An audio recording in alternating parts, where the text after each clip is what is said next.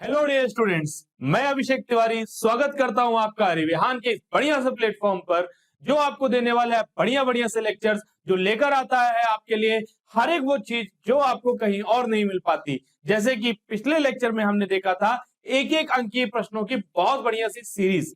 अब हम उसी सीरीज में आगे बढ़ रहे हैं और अगली सीरीज में हम लेकर आए हैं 2 अंकीय प्रश्न, 3 अंकीय प्रश्न या कह लीजिए 4 अंकीय बड़े बड़े प्रश्न के उत्तर।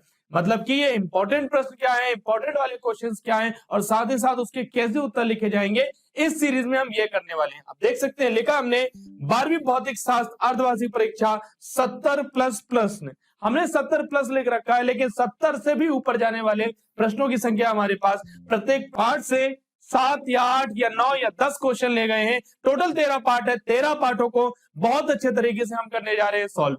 हम क्या काम करेंगे, हम ये काम करेंगे कि प्रत्येक प्रश्न भी लिखेंगे, साथ ही साथ उत्तर भी आपको लिखा मिलेगा और ये आपको पता चलेगा कि इसका उत्तर किस प्रकार से लिखना है। तो चलिए बिना टाइम वेस्ट किए हुए हम शुरू करते हैं हमारा पहला पार्ट। पहला पार्ट भौतिक शास्त्र अर्धवार्षिक परीक्षा 2024 में है, जिसमें से हमने सबसे पहले उठाए 2 अंकीय प्रश्न। 2 अंकीय प्रश्नों में 4 प्रश्न है। मूल आवेश क्या है, विद्युत क्षेत्र रेखाएं प्रतिच्छेद नहीं करती क्यों, एकांक आवेश को परिभाषित करें, मूल आवेश क्या है। सर्वप्रथम हम एक लिस्ट देखेंगे जिसमें हम ये देखेंगे किन क्वेश्चंस की चर्चा करने वाले, फिर आगे बढ़ेंगे और हम देखेंगे उन प्रश्नों के आप एग्जाम में किस प्रकार से उत्तर लिखेंगे और आपको 2 नंबर मिल जाएंगे। ठीक है, चलिए मूल आवेश क्या है।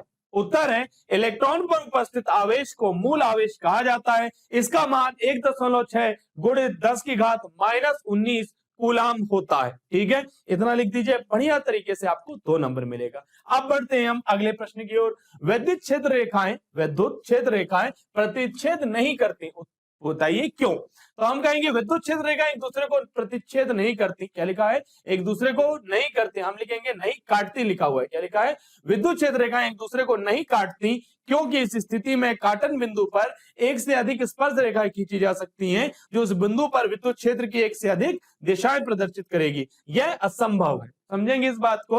मान लेते हैं हमारे पास एक विद्युत क्षेत्र रेखा इस प्रकार से, दूसरी इस प्रकार से, दोनों एक दूसरे को काट रही हैं। अब काटन बिंदु पर हमें क्या दिखाई देंगी, 2 स्पर्श रेखाएं, जो क्या इंगित करेगा कि विद्युत क्षेत्र की 2 दिशाएं हैं, जो कि संभव ही नहीं है, इसलिए यह हो जाता है गलत। चलिए भाई अगला प्रश्न, आवेश के क्वांटमीकरण से आप क्या समझते हैं। सिंपल सी बात है कि एक पदार्थ से दूसरे पदार्थ में जब इलेक्ट्रॉन कूदेंगे तो या तो 1 इलेक्ट्रॉन स्थानांतरित होगा, या तो 2 इलेक्ट्रॉन स्थानांतरित होंगे, या तो 3, या तो 4, या तो 5 इलेक्ट्रॉन। पर यदि कोई कहता है कि सर क्या 5.5 इलेक्ट्रॉन स्थानांतरित हो सकते हैं, आप कहेंगे नहीं हो सकता।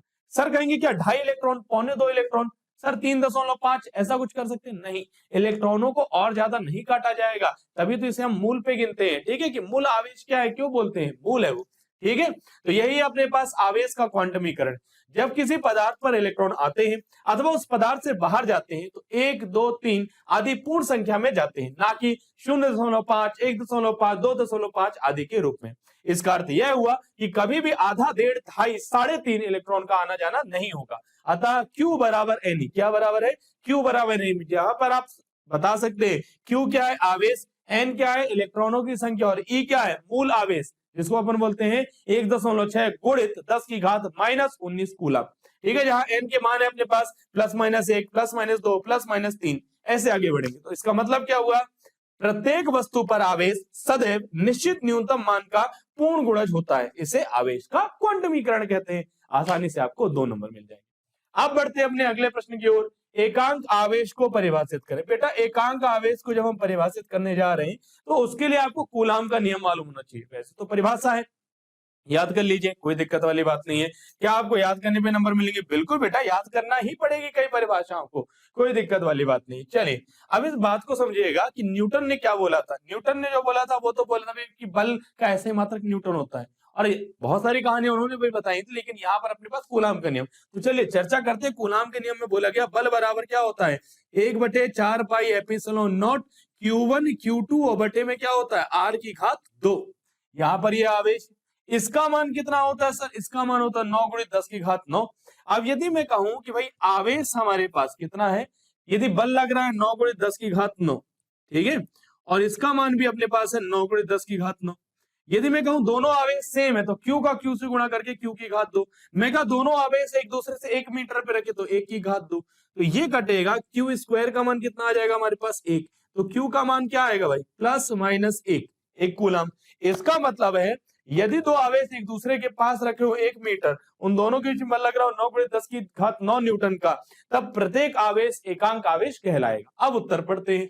एकांक मतलब कि एक कूलम आवेश वह आवेश है जो अपने से 1 मीटर की दूरी पर निर्वात में रखे अपने बराबर के समान आवेश को 9.0 × 10 की घात 9 न्यूटन के बल से प्रतिकर्षित करता है। ठीक है, चलिए भाई अब बढ़ते हैं आगे महत्वपूर्ण बड़े प्रश्नों की ओर। क्यों? क्योंकि इस पार्ट से 4 अंकीय प्रश्न भी बन सकता है। और मजेदार बात यह है कि 2024 की वार्षिक परीक्षा में 4 अंकीय जो प्रश्न बना था ना बेटा, वो था अपना आंकिक प्रश्न। इसलिए इस बार आंकिक प्रश्नों की भी आपको तैयारी करनी होगी। चलिए सबसे पहले हम व्यंजक पर आते हैं, डेरिवेशंस किस प्रकार से आ सकते हैं वो देखते हैं।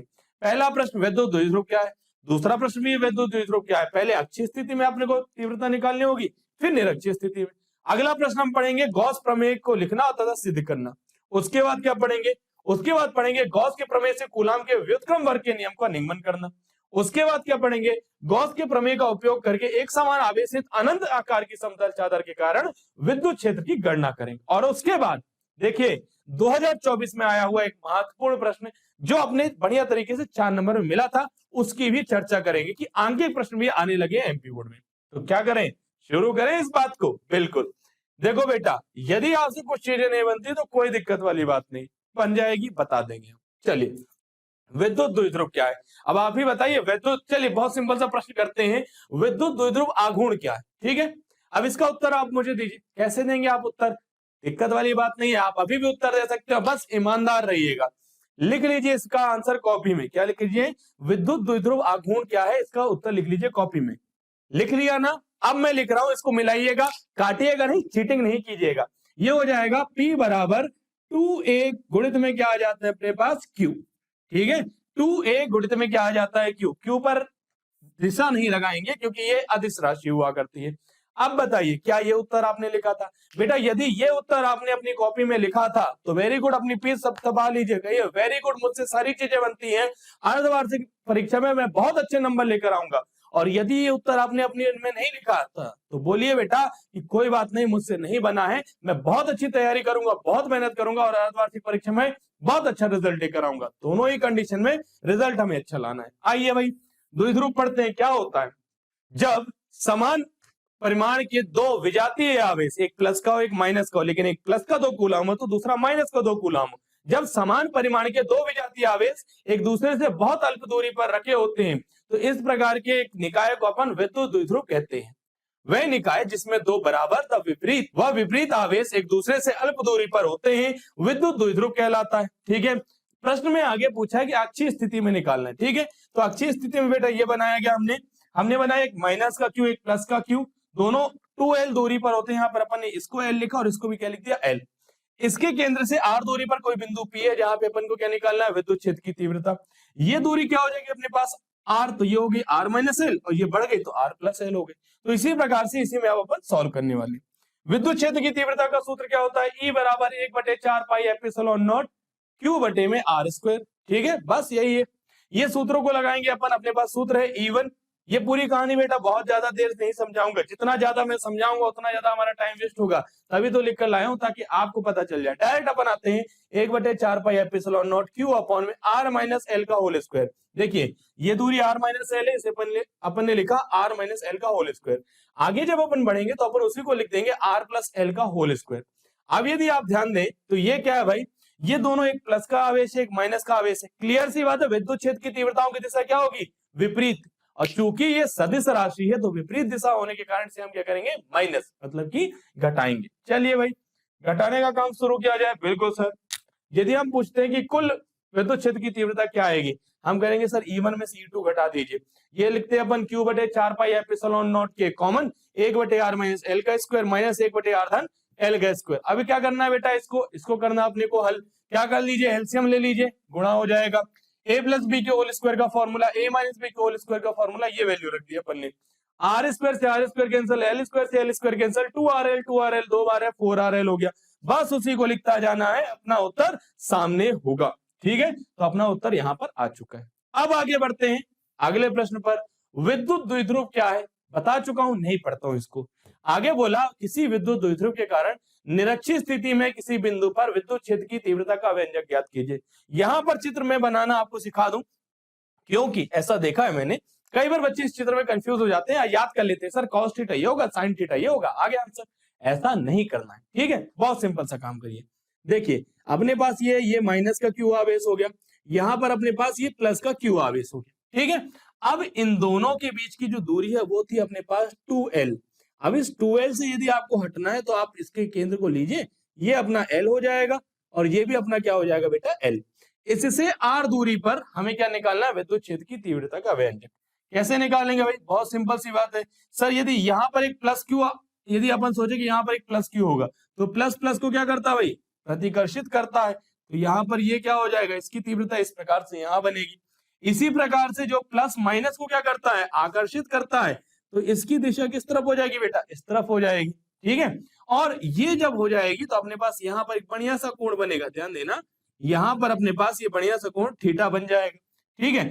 अब ये वाला जो होगा, यदि हम कहते हैं कि सर, सिंपल सी बात है, यदि हम कहते हैं कि सर जी यदि ये E1 है तो ये हो जाएगा हमारे पास E1 cos थीटा, और ऊपर किस तरफ जाएगा? यदि ये थीटा है तो ये क्या जाएगा?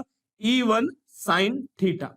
अब यदि मैं E2 की बात कर रहा हूं तो E2 के टाइम पर क्या होगा बेटा? बहुत सिंपल है, ये अगेन जाएगा E2, यदि मैं कहता हूं ये E2 है तो ये जाएगा E2 cos थीटा, और ये हो जाएगा हमारे पास E2 sin थीटा।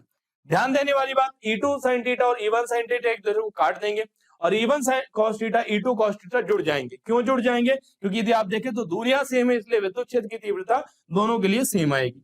अपन ने इसे हटाया और अपन बढ़ते हैं आगे। वही कहानी लिखी हुई है कि अनुप्रस्थ पर अपन ने r दूरी पर एक बिंदु रख रखा है, जिस बिंदु पर P है, विद्युत क्षेत्र की तीव्रता दो होंगी, एक E1 की वजह से, एक E2 की वजह से।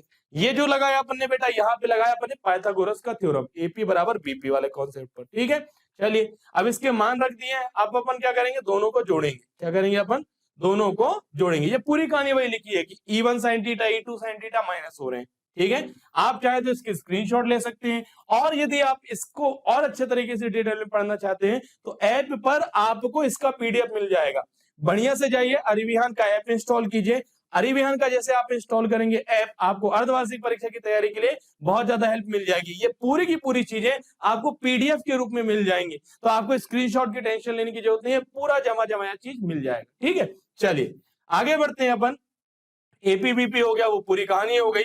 अब अपन आगे बढ़ते हैं, इनको क्या कर दिया? जोड़ दिया। देखिए E1 cos theta E2 cos theta को जोड़ दिया दोनों ने, E1 cos theta E2 cos theta. अच्छा दोनों सेम तो डबल करके जोड़ दो, जोड़ दिया अपन ने, ठीक है। ये हो गया 2Q4 पाई एप्सिलॉन नॉट के cos theta R square plus A square.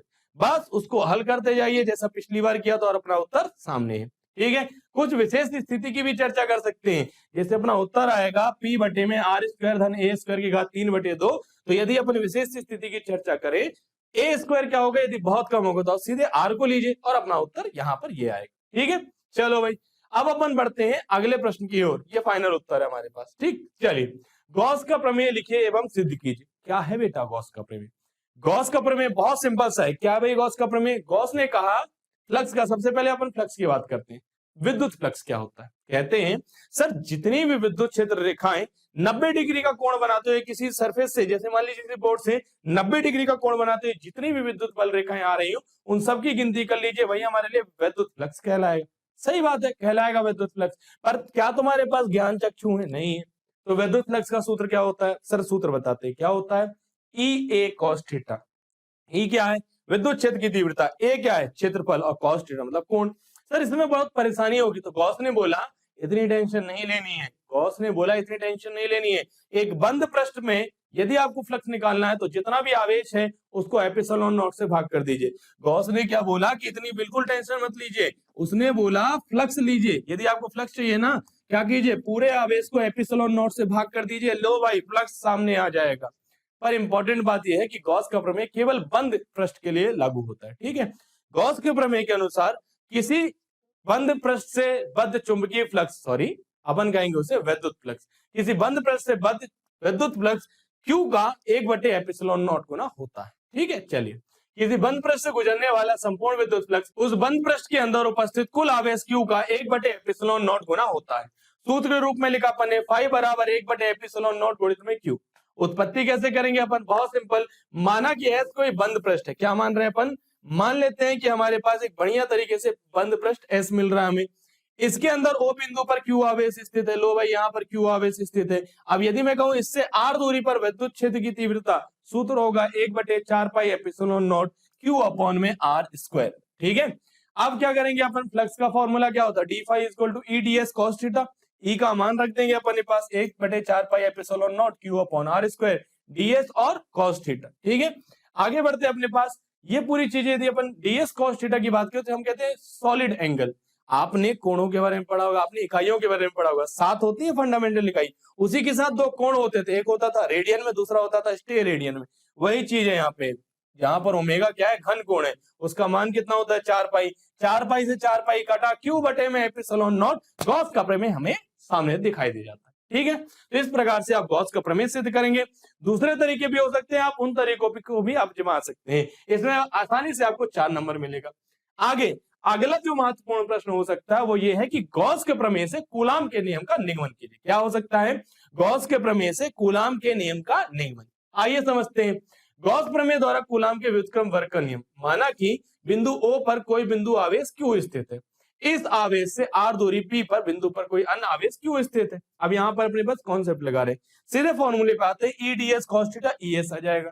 Theta मतलब एंगल 0 डिग्री लेकर चल रहे हैं। ठीक है, चलो भाई, अब सरफेस जो अपन ds लिख रहे थे, मतलब एरिया, वो तो क्या होगा? 4 पाई R स्क्वायर। एक गोले का एरिया कितना होता है? 4 पाई R स्क्वायर। ठीक है, तो क्षेत्रफल का अपन ने मान रख दिया, फाई बराबर ई गुणित में 4 पाई R स्क्वायर। लेकिन फाई तो कूलाम के नियम से अपन ने नहीं निकाला, अपन ने यदि निकालना चाहे गॉस के नियम से तो वो होता है Q बटे में एप्सिलॉन नॉट। अपन ने कहा सर फाई होता है ई गुणित में 4 पाई R स्क्वायर। अपन ने कहा सर फाई होता है 1 बटे एप्सिलॉन नॉट गुणित में Q। यदि ये भी फ्लक्स है ये भी फ्लक्स है, दोनों को बराबर क्यों नहीं कर देते हैं? कर देते हैं बिल्कुल। दोनों को यदि अपन ने बेटा बराबर किया तो Q बटे एप्सिलॉन नॉट क्या हो गया? ई गुणित में 4 पाई R स्क्वायर। बस ई का मान निकाल लिया अपन ने, 1/4 pi epsilon not R square और गुणित में आ गया अपने पास Q। अब यदि अपन बल की बात करें तो बल क्या होता है? यदि याद ना हो तो लो भाई याद दिला दे दूं। F इज इक्वल टू क्या होता है? QE होता है। क्या होता है बेटा? F इज इक्वल टू होता है Q गुणित में E। तो बस इसी इलेक्ट्रिक फील्ड को एक और Q से गुणा कर दीजिए, अपना बल का सूत्र बन जाएगा। तो बल का सूत्र हो जाता है 1/4 pi epsilon not Q upon R square, जो कि हमारे पास कूलाम का ही नियम है। तो इस प्रकार से हमने गॉस के नियम की सहायता से कूलाम के नियम का भी निगमन किया है। आइए अगले प्रश्न की ओर अग्रसर होते हैं। अगला प्रश्न, गॉस प्रमेय का उपयोग करके एक समान आवेशित अनंत आकार की समतल चादर के कारण विद्युत क्षेत्र की गणना कीजिए। ठीक है, ये पूरी कहानी लिखी हुई है कि हमारे पास एक समतल चादर है जो कुछ इस प्रकार से दिखाई देती है। ये चित्र थोड़ा सा आपको अजीब दिख रहा होगा, पीडीएफ में और अच्छा मिल जाएगा। फिलहाल अपन इसको बनाते हैं बढ़िया तरीके का। ठीक है, ये हमारे पास एक अनंत समतल चादर है। ठीक है, और इसी अनंत समतल चादर में हमारे पास बहुत सारा प्लस का Q आवेश है। क्या है बेटा? हमारे पास इसी अनंत समतल चादर में बहुत सारा Q आवेश रखा हुआ है। और कैसा आवेश लेकर चलेंगे अपन? इसमें अपन लेकर चलेंगे धनात्मक आवेश। अब क्या करना है भैया हमको इसके आसपास विद्युत क्षेत्र की तीव्रता की गणना करनी है। कैसे करेंगे? अपन इसके आसपास बनाएंगे बढ़िया सा एक गॉसियन सरफेस। ठीक है, गॉसियन पृष्ठ। ये अपन ने ले लिया गॉसियन पृष्ठ इस प्रकार से। ठीक है, यहाँ पर अपन ने क्या ले लिया बेटा? गॉसियन पृष्ठ। अब जब आपने गॉसियन पृष्ठ ले लिया तो आप जानते हैं भाई इससे जो विद्युत क्षेत्र रेखाएं निकलेंगी वो कितने डिग्री बनाते हुए निकलेंगी बेटा? इसके साथ क्षेत्रफल के साथ तो 0 डिग्री, यहाँ पर क्षेत्रफल के साथ कितना? 0 डिग्री बनाते हुए निकलेंगे। तो ये अपना पूरा चित्र तैयार हो जाता है। और भी अच्छा चित्र समझेंगे आप यदि आप खुद से बनाएंगे। आगे बढ़ते हैं, वही कहानी लिखी हुई है, कहानी से आगे बढ़ते हैं। हम कहते हैं सर फ्लक्स का जो सूत्र होता है वो होता है ई गुणित में ए। क्या होता है? ई गुणित में ए। आपने पढ़ा ना, ई ए कॉस थीटा, बस वही ई गुणित में ए। यहाँ पर ई क्या है? विद्युत क्षेत्र की तीव्रता। ए क्या है? हमारे पास क्षेत्रफल। बस क्योंकि दोनों तरफ प्रश्न, इसलिए कुल जो अपने पास फ्लक्स आएगा वो आएगा 2 गुणित में ई गुणित में ए। क्या आ जाएगा? 2 गुणित में ई गुणित में ए। बस ये जो टोटल फ्लक्स आ गया इसको अपन इक्वेट कर देते हैं भैया गॉस के प्रमेय से। गॉस के प्रमेय के हिसाब से क्या होगा भैया? आवेश ये हो जाएगा अपने पास। यदि आपको ये नहीं समझ में आया तो मैं आपको बता दूं, ये सिग्मा है, ये क्षेत्रफल है, बटे में लिखा अपने पास एप्सिलॉन नॉट। अभी अलग से समझाऊं तो ये क्या चीज है? बहुत सिंपल सी चीज है सर। हमने कहा फ्लक्स होता है फाई Q बराबर Q बटे में एप्सिलॉन नॉट, और दूसरी तरफ हम कहते हैं सर ये होता है 2 गुणित में ई गुणित में ए। अब जो Q है ये क्या है, आवेश। यदि मैं कहूं पृष्ठ आवेश पृष्ठ घनत्व क्या होता है, पृष्ठीय आवेश घनत्व, तो पृष्ठीय आवेश घनत्व को हम कहते हैं सिग्मा, जो होता है आवेश बटे में क्षेत्रफल। तो आवेश का सूत्र क्या बन जाएगा, सिग्मा गुणित में ए। बस यही तो लिखा हुआ है यहाँ पर, यहाँ लिखा है सिग्मा गुणित में ए से क्या हो गया, ए कट गया, ई बराबर क्या आ जाएगा, सिग्मा बटे में 2 एपिसिलॉन नॉट। बाकी का कहानी आपको सामने दिखाई दे रही है। ठीक है, चलो भाई अब बढ़ते हैं अगले और अंतिम प्रश्न की ओर, जो आया था हमारा आंकिक प्रश्न। इस प्रश्न को करने के बाद हम बढ़ जाएंगे दूसरे पार्ट की ओर। चलिए, हमारे पास 2 बिंदु आवेश है, एक है 2 माइक्रोकूलम का, दूसरा है -2 माइक्रोकूलम का, निर्वात में एक दूसरे से 40 सेंटीमीटर की दूरी पर स्थित है। इन दोनों आवेशों को जोड़ने वाली रेखा के बंद बिंदु पर विद्युत क्षेत्र की तीव्रता ज्ञात करनी है। ठीक है भाई, हमारे पास ये पूरा का पूरा चित्र बना हुआ है। चित्र को यदि आपको नहीं समझ में आ रहा तो थोड़ा क्लियरली बता देता हूं। हमारे पास ये है, हमारे पास बढ़िया सा आवेश, एक हमारे पास क्या है भाई, QA है, जो हमारे पास प्लस का 2 माइक्रोकूलम है। दूसरा हमारे पास QB है, जो है हमारे पास माइनस का 2 माइक्रोकूलम, और एक दूसरे के बीच की डिस्टेंस कितनी है भाई, 40 सेंटीमीटर। ठीक है, चलो अब इसी कहानी पर अपन आगे बढ़ते हैं और हल करते हैं। ठीक है, हल करते हैं। यदि अपन विद्युत क्षेत्र की तीव्रता बात करते हैं तो पहली की वजह से क्या आएगी, 1/4 pi epsilon not QA upon AM square मान रखा अपन ने। ऐसे दूसरी की वजह से क्या आएगी वो लिखते हैं और दोनों जोड़ देते हैं। जब दोनों को अपन ने कैलकुलेट किया, दोनों को जोड़ा, अपना उत्तर आता है 9.0 × 10⁵ न्यूटन प्रति कूलम। तो इस प्रकार से हमने पहले पार्ट को किया समाप्त। अब बढ़ रहे हैं अपन दूसरे पार्ट की ओर, जिसका नाम क्या है, स्थिर विद्युत विभव तथा धारिता। तो इस चैप्टर का पहला प्रश्न क्या है हमारे पास, समविभव पृष्ठ। दूसरा प्रश्न क्या होगा, विद्युत विभवांतर की परिभाषा तथा विभवांतर और विद्युत क्षेत्र में संबंध क्या है। अगला प्रश्न होगा कि विद्युत द्विध्रुव की निरक्षीय स्थिति में विभव निकालना है। अगला प्रश्न होगा विलगित गोलीय चालक की धारिता का व्यंजक स्थापित करना है, और फिर अपन आगे बढ़ जाएंगे। ठीक है, तो चलिए इन 4 प्रश्नों की बढ़िया तरीके से करते हैं तैयारी, और किस प्रकार से आ सकते हैं ये आपको मिल सकते हैं 3 अंकीय प्रश्नों में। सबसे पहले समविभव प्रश्न, बहुत सिंपल सी बात है भाई। जब ध्यान देना, एक ऐसा प्रश्न जिसके हर एक बिंदु पर आपको विभव समान मिले, यहां पर 10 वोल्ट, यहां पर भी 10 वोल्ट, यहां पर भी 10 वोल्ट, तो इस प्रकार का ये प्रश्न क्या कहलाएगा, समविभव प्रश्न कहलाएगा। समविभव पृष्ठ किसी विद्युत क्षेत्र में खींचा गया वह पृष्ठ जिस पर स्थित सभी बिंदुओं पर विभव समान होता है, समविभव पृष्ठ कहलाता है। चलिए, एकल बिंदु आवेश के लिए खींचा गया तो भाई बिंदु रख दीजिए, चारों तरफ आवेश निकाल लीजिए, ये हमारे छोटे छोटे गोल गोल समविभव पृष्ठ बन रहे हैं। इसी प्रकार से नियत विद्युत क्षेत्र के लिए खींचा गया, ये हमारे पास विद्युत क्षेत्र है, ये हमारे लिए समविभव पृष्ठ है, ये हमारे लिए समविभव पृष्ठ है, ये भी हमारे लिए समविभव पृष्ठ है। ठीक है, चलिए अगले प्रश्न पर आते हैं। विद्युत विभवांतर की परिभाषा दीजिए, विद्युत क्षेत्र की तीव्रता तथा विभवांतर में संबंध स्थापित कीजिए। अब विभवांतर क्या है, ध्यान से समझिएगा। यदि विभव याद है तो विभवांतर भी याद होगा। क्या होता है, एकांक परीक्षण धन आवेश को अनंत से विद्युत क्षेत्र की किसी बिंदु तक लाने में जो कार्य करना पड़ता है वही विभव कहलाएगा आंकिक रूप से। वहीं पर विद्युत क्षेत्र में ही एकांक परीक्षण धन आवेश को एक बिंदु से दूसरे बिंदु तक ले जाने में जो आपको कार्य करना पड़ता है वही हमारे लिए विभवांतर कहलाता है। विद्युत क्षेत्र में एकांक धन आवेश को एक बिंदु से दूसरे बिंदु तक ले जाने में किए गए कार्य को उन बिंदुओं के बीच विद्युत विभवांतर कहते हैं। ठीक है, चलिए अगले टॉपिक पर आते हैं अपने पास कि इनमें संबंध क्या है। ठीक है, समझेंगे। मान लेते हैं हमारे पास कि बहुत दूर से किसी आवेश को लेकर आ रहे हैं, हम कहते हैं ए से केवल बी तक डेल्टा एक्स दूरी तक ले जाना है, तब कितना कार्य किया जाएगा। तो ये हो जाएगा सर विभवांतर वीवी माइनस वीए बराबर डब्ल्यू ए से बी तक ले जाने में बटे में क्या आ गया क्यू नॉट, आवेश से अपन ने भाग कर दिया। कार्य का सूत्र क्या होता है भाई, बल गुणित विस्थापन। बल कितना है, माइनस क्यू नॉट गुणित में ई, और गुणित में क्या आ गया डेल्टा एक्स विस्थापन। ठीक है, आगे बढ़ते हैं अपने पास। यदि दोनों को मैच किया जाए तो वीबी माइनस वी मतलब विभवांतर बराबर minus Q not E D x upon में क्यू नॉट से क्यू नॉट कट जाएगा। वीबी माइनस वी मतलब विभवांतर बराबर माइनस ई डी एक्स आता है, डीएक्स जो डेल्टा एक्स है वो आके डिवाइड में आ जाए तो ये हो जाएगा विभवांतर अपॉन में डेल्टा एक्स। मतलब कि जो अपना विद्युत क्षेत्र होता है वो विभव प्रवणता के ऋणात्मक मान के बराबर होता है। ठीक है, चलिए अगले प्रश्न पर आते हैं। सिद्ध कीजिए कि विद्युत द्विध्रुव की निरक्षीय स्थिति पर स्थित किसी बिंदु पर विभव शून्य होता है। चलिए भाई विभव शून्य की बात करते हैं।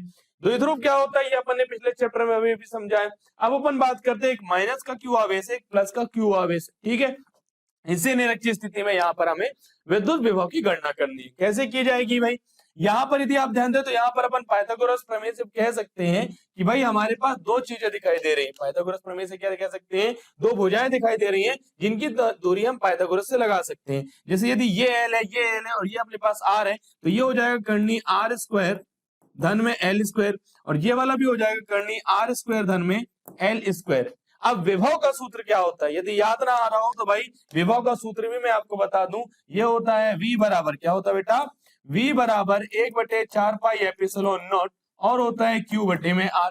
बस इन्हीं सूत्रों का उपयोग कर रहे हैं, ठीक है। तो 1/4 pi epsilon not q upon में r स्क्वायर एल स्क्वायर की घात 1/2 करनी आ गया, ठीक है। इसी प्रकार से दूसरी जगह पे यदि अपन ध्यान दें तो दूसरे बिंदु की वजह से भी यही आएगा, बस एक प्लस का आवेश है तो एक प्लस में आएगा, एक माइनस का आवेश है तो माइनस में आएगा, और दोनों ही सेम टू सेम है इसलिए क्या हो जाएंगे, जोड़ने के बाद शून्य हो जाएंगे। तो इस प्रकार से आप सिद्ध कर सकते हैं, इसे नोट कर लीजिएगा, एग्जाम में इसी प्रकार से लिखने पे अच्छे नंबर मिलेंगे। अगला प्रश्न, विलगित गोलीय चालक की धारिता व्यंजक स्थापित कीजिए, ठीक है, धारिता का व्यंजक स्थापित करना है। हमारे पास बढ़िया सी कहानी लिखी है, इसको आप समझ सकते हैं। देखें, ये हमारे पास बढ़िया सा गोलीय चालक है। अब यदि अपन को धारिता निकालनी है, सूत्र क्या होता है, Q बराबर CV, तो C बराबर क्या हो जाएगा, Q बटे में V। अब Q बटे में V यदि हो जाता है तो अपन बढ़िया तरीके से विभव निकालें। विभव कैसे निकाला जाएगा सर, वो निकाला जाएगा 1/4 पाई एप्सिलॉन नॉट Q बटे में R, ठीक है। अब यहाँ पर R क्या है, दूरी है, इस प्रकार से अपन इसका रेडियस छोटा आर ना लेके कैपिटल आर ले लो, कोई दिक्कत नहीं है। Q से Q कट जाएगा, 4 पाई एप्सिलॉन नॉट, भाग के विभाग में ऊपर आके क्या हो जाएगा, गुणा, अपनी धारिता आ जाती है 4 पाई एप्सिलॉन नॉट गुणित में R, ठीक है। ये प्रश्न 3 अंकीय शायद बन से आएगा, ठीक है। चलिए भाई, इसी प्रकार से इसे सॉल्व किया गया, 4 पाई एप्सिलॉन नॉट R, कभी छोटा आर या बड़ा आर कोई फर्क नहीं पड़ता, त्रिज्या है, ठीक है। चलिए अब अपन बढ़ रहे हैं 4 अंकीय प्रश्नों की ओर। 4 अंकीय प्रश्नों में हम देखेंगे बिंदु आवेश के कारण विभव, फिर हम समझेंगे विद्युत द्विध्रुव के अक्ष पर विभव, फिर हम देखेंगे संधारित्र क्या है, समांतर पट्टिका संधारित्र, फिर हम देखेंगे आंशिक रूप से परावैद्युत पदार्थ की उपस्थिति में संधारित्र की धारिता पे क्या फर्क पड़ता है, और फिर हम देखेंगे आंकिक प्रश्न जो है 24 में आया था, कब आया था, जो 2024 में आया था, और उसके बेस पर अपन करेंगे बढ़िया तरीके से सॉल्यूशन, और इस प्रकार से हम दूसरे पार्ट को करेंगे खत्म। चलिए पहले प्रश्न की ओर बढ़ते हैं। एक बिंदु आवेश के कारण किसी बिंदु पर विभव के लिए व्यंजक ज्ञात करना। ध्यान देना, इसकी एक इंटीग्रेशन वाली टेक्निक भी होती है, मतलब कि समाकलन वाली टेक्निक भी होती है। आपको कई बच्चों को इसमें हो सकता है कंफ्यूजन, इसलिए हम दूसरी टेक्निक पर ध्यान देंगे। देखिए यहाँ पर अपने पास है एक आवेश को R3 दूरी, फिर R2 दूरी, फिर R1 दूरी और फिर R दूरी तक यदि लेकर आ रहे हैं तब कितना काम करना पड़ेगा, ठीक है। चलिए तो मान लेते हैं कि A बिंदु तक लेकर आते तो क्या सूत्र हो जाएगा sir, 1/4 pi epsilon not Q not बटे में R स्क्वायर। ये बल लग रहा है, यदि A1 से थोड़ा सा और आगे ला रहे हैं तो भाई R1 लग देंगे। यहाँ पर यदि अपन ने A लिखा तो R लिखा, A1 लिखा तो R1 लिखा, यदि अपन यहाँ पर A2 लिखते हैं तो R2 लिखेंगे, और इस प्रकार से आगे बढ़ेंगे, ठीक है। जब इस प्रकार से अपन चीजों को लेकर आ रहे हैं, कुल बल के लिए अपने पास सूत्र आ जाता है। अब कार्य का सूत्र क्या होता है, कार्य बराबर बल गुणित विस्थापन, तो बल और विस्थापन का हुआ R1 माइनस R हुआ है, ठीक है। बस इस सूत्र में अपन मान रखते हैं कि R1 से R2 तक। अब अपन कहां से ला रहे हैं, अनंत से कहां तक ले रहे हैं, R दूरी तक, तो अपन ने लिखा अनंत से R दूरी तक, ठीक है। यहाँ पर आप देखेंगे तो इसी को थोड़ा सा और तरीके से सॉल्व किया, फिर अपन लिखते हैं कि सर अनंत से R दूरी तक लेकर आ रहे हैं तो ये लिमिट रख दिया अपन ने, ठीक है। यदि आप इसमें लिमिट रखेंगे तो 1/इंफिनिटी कितना होता है, 0 होता है। अपना डायरेक्ट सूत्र बन जाएगा W बराबर 1/4 pi epsilon not Q not बटे में R। अब ये अपने पास कार्य का आया, ये विभव निकालना है तो कार्य को आवेश से भाग कर देंगे तो अपना फाइनल फॉर्मूला बन जाएगा, ठीक है। चीजें आसान है, नोट कर लीजिएगा, समझ लीजिएगा। अब अपन बढ़ते हैं अगले प्रश्न की ओर। पहले तो इसका टॉपिक आपको समझ में आ गया, विभव क्या आ जाएगा, 1/4 पाई एप्सिलॉन नॉट Q बटे में R। अगला टॉपिक, विद्युत द्विध्रुव के अक्ष पर स्थित किसी बिंदु पर विद्युत विभव का व्यंजक निम्नित कीजिए। निरक्षीय स्थिति में क्या होता है बेटा, निरक्षीय स्थिति में हमारा जो विभव होता है द्विध्रुव के कारण वो हो जाता है 0। अब अपन अक्षीय स्थिति की बात कर रहे हैं, ठीक है। तो भाई यहाँ पर दूरी L है, फिर ये L है, यहाँ पर R प्लस L हो जाएगा, दूसरा R माइनस L हो जाएगा, बस वही मान रखे। मजेदार बात इस बार ये है कि यहाँ पर ये जो राशियां हैं ये सदिश और अदिश के हिसाब से चलती हैं, क्योंकि विभव एक अदिश राशि है, अपन डायरेक्ट उसको प्लस कर सकते हैं, दिशाओं का ध्यान रखने की आवश्यकता नहीं। तो हमने लिखा 1/4 पाई एप्सिलॉन नॉट Q बटे में R माइनस L, फिर हमने लिखा minus 1/4 pi epsilon not Q बटे में R प्लस L, और फिर उनको अपन हल करते गए। हल कैसे करेंगे भाई लघुत्तम समवर्तक ले लीजिए, A plus B A minus B, जब इनका गुणा होगा तो A plus B into A minus B होगा, सूत्र क्या होता है A plus B into A minus B का A square minus B square. ठीक है, चलो अब अपन आगे बढ़ते हैं। देखिए भाई यहाँ पर अपन ने सॉल्व किया, आर से एल कट जाएगा, सॉरी आर से आर कट जाएगा और एल बचेगा हमारे पास 2QL है। फाइनल फॉर्मूला आ चुका है। विशेष स्थिति भी दी है, यदि एल बहुत ज्यादा छोटा हो तो सीधे सीधे आर स्क्वायर ही आएगा। ठीक है, चलिए अगला प्रश्न, संधारित्र किसे कहते हैं? संधारित्र वह युक्ति है जिसके द्वारा हम आवेश को संरक्षित करते हैं बिना किसी भी कंडक्टर का, कह लीजिए चालक का आकार विकार बढ़ा के। ठीक है, वह युक्ति जो किसी चालक के आकार में परिवर्तन के बिना ही उसकी धारिता बढ़ा दे संधारित्र कहलाती है। अर्थात चालक की निश्चित धारिता से अधिक आवेश विद्युत ऊर्जा संचित करने के साधन को संधारित्र कहते हैं। अब समांतर पट्टिका संधारित्र की धारिता का व्यंजक याद करना है, तो आइए भाई ये कहानी है जो आप नोट कर सकते हैं। ये हमारे पास आ जाता है समांतर पट्टिका संधारित्र। कैसे निकालेंगे भाई इसकी धारिता का सूत्र? बहुत ही ज्यादा आसान है। क्यों भाई आसान है? देखो सिंपल सा है, धारिता Q बराबर CB के फॉर्मूले से आता है C बराबर Q बटे में V। अब अपन विभव निकाल लें तो आसानी से आ जाएगा। ठीक है, तो C बराबर Q बटे में V। V क्या होता है भाई? V हुआ करता है, अच्छे तरीके से हमको मालूम है, विभव। और विभव इससे कैसे संबंधित है? विद्युत क्षेत्र से। विभव विद्युत क्षेत्र से कुछ इस प्रकार से संबंधित है कि E बराबर माइनस V अपॉन में L होता है। ये हो जाएगा V बराबर E डॉट में L पर माइनस के साइन के साथ। ठीक है, अब E क्या है? विद्युत क्षेत्र की तीव्रता। ठीक है, ये अपने पास यदि आवेश घनत्व की बात करें, मतलब पृष्ठीय आवेश घनत्व कैसे संबंधित है, आप कहेंगे सर ये हो जाता है Q बटे में, सॉरी सिग्मा बटे में सर एप्सिलॉन नॉट होता है, और इंटू में क्या आ रहा है? L। यहाँ पर जो हमने L लिखा, ये इन दोनों के बीच की दूरी D होती है, तो अपन यहाँ पर D लिखते हैं। क्या लिखते हैं बेटा? D। सिग्मा अपने आप में क्या है सर? सिग्मा है आवेश घनत्व, तो ये आ जाएगा Q बटे में, Q से Q कटा एप्सिलॉन नॉट A और बटे में क्या आ जाएगा? D। ठीक है, चलिए तो इसी प्रकार से यहाँ पर सॉल्व किया, सिग्मा बटे 2 के एप्सिलॉन नॉट होता है, दोनों को जोड़ेंगे तो अपने पास सिर्फ एप्सिलॉन नॉट बचेगा, तो हट जाएगा। हल करते जाएंगे, अपने पास कुल विद्युत क्षेत्र की तीव्रता आ गई 2 सिग्मा बटे में 2 के एप्सिलॉन नॉट, 2 से 2 कट जाएगा, सिग्मा बटे में के एप्सिलॉन नॉट। बस उसी को अपन ने इक्वेट कर दिया, मान रख दिया, और अपना उत्तर अपने पास सामने है एप्सिलॉन नॉट ए बटे में डी। यहाँ पर के क्यों लगाया है? मान लेते हैं हवा में न रखा, किसी परावैद्युत माध्यम में रख दिया है, तब वहां पे के का भी गुणा करना होगा।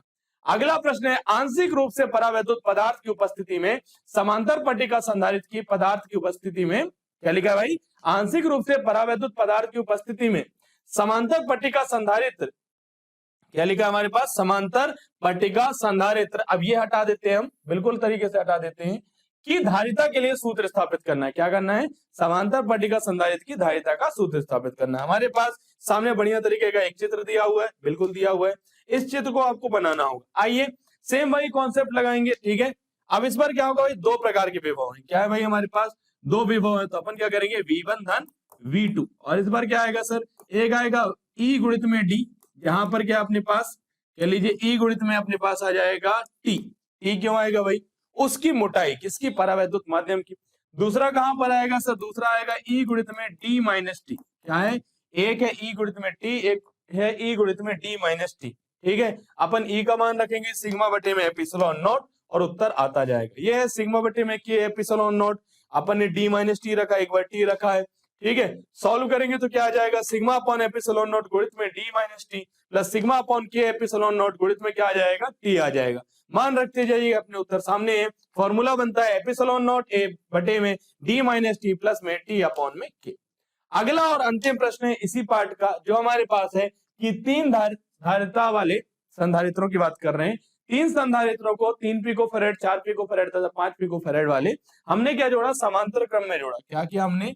तीन संधारित्रों को समांतर क्रम में जोड़ा है। ठीक है, इस प्रकार से अब जब आपने तीन संधारित्रों को समांतर क्रम में जोड़ दिया है, तो क्या कहानी पूछी गई आपसे? आपसे बोला गया है भाई 120 वोल्ट की बैटरी से जुड़े हुए संयोजन की कुल धारिता बताओ। अब बताओ भाई समांतर क्रम में क्या होता है? 3, 4 और 5, 5, 3, 8, 4, 12। लो भाई 12 पिकोफैरेड। ठीक है, आगे बढ़ते हैं। आगे क्या बोला? 120 वोल्ट की बैटरी से जोड़े, Q बराबर CB। क्या हो जाएगा? Q बराबर CB। तो अपने पास Q बराबर C कितना? अपने पास 12 गुणित 10 की घात माइनस 12, और वोल्टेज कितना? 120, 12 12 144, और इसी प्रकार से आगे बढ़ते जाएंगे।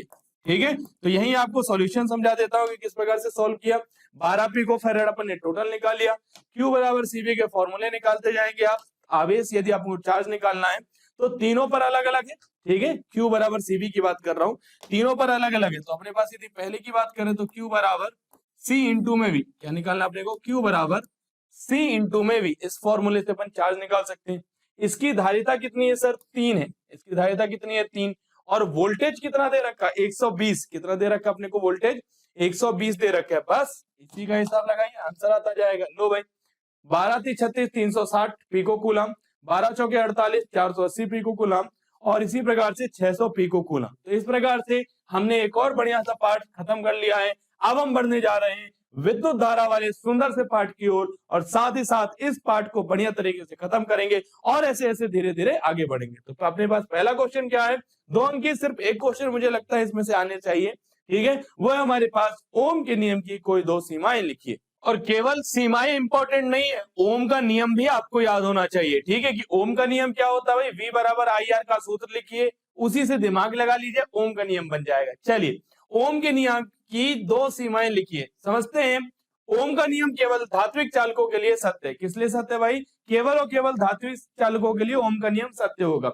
दूसरा, यह नियम केवल नियत ताप पर लागू होता है, यदि ताप में परिवर्तन हुआ तो ओम का नियम लागू नहीं हो पाएगा, ठीक है। चलिए भाई, अब बढ़ते हैं अपन थोड़े बड़े प्रश्नों की ओर। बड़े प्रश्नों की ओर मतलब 3 अंकीय प्रश्नों की ओर। क्या है, चालक के प्रतिरोध तथा विशिष्ट प्रतिरोध में अंतर लिखिए। अगला प्रश्न है, अनुगमन वेग से आप क्या समझते हैं। अगला प्रश्न है, मुक्त इलेक्ट्रॉनों के अनुगमन वेग का व्यंजक व्युत्पन्न कीजिए। अगला प्रश्न है, किसी चालक में धारा बहने पर वह विद्युत ऊर्जा तथा सामर्थ्य का व्यंजक निम्नलिखित करें। यहाँ पर क्या आएगा, बहने पर, ठीक है। चलिए हम प्रश्न की तरफ बढ़ते हैं, छोटी मोटी चीजें इग्नोर की जा सकती हैं। चलिए भाई, प्रश्न, चालक के प्रतिरोध तथा विशिष्ट प्रतिरोध में अंतर लिखिए। अब प्रतिरोध क्या होता है भाई, प्रतिरोध एक गुण है जिसकी वजह से वो धारा के में रुकावट डालता है। विशिष्ट प्रतिरोध भी वही है, पर प्रतिरोध निर्भर करता है लंबाई पर, प्रतिरोध निर्भर करता है क्षेत्रफल पर, ठीक है। जबकि विशिष्ट प्रतिरोध केवल और केवल निर्भर करता है पदार्थ पर। आइए समझते हैं। पहला बिंदु, चालक का प्रतिरोध उसके पदार्थ, ताप, लंबाई व परिच्छेद क्षेत्रफल पर निर्भर करता है। यहाँ पर चालक का विशिष्ट प्रतिरोध केवल उसके पदार्थ एवं ताप पर निर्भर करता है, उसकी भौतिक अवस्था पर नहीं।